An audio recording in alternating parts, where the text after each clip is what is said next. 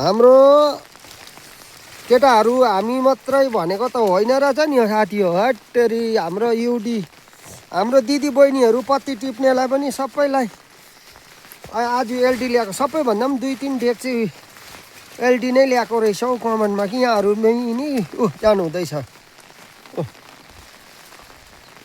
Sir तल पुग्नु भएछ, पाङ्रे छाता लगाएको तल पुछारमाबाट साहेब जानु हुँदैछ हो।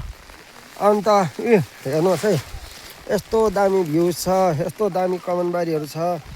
कमान त हुनु त एलडी हो, मजाको कमान छ, मसिनो गाछ रहेछ।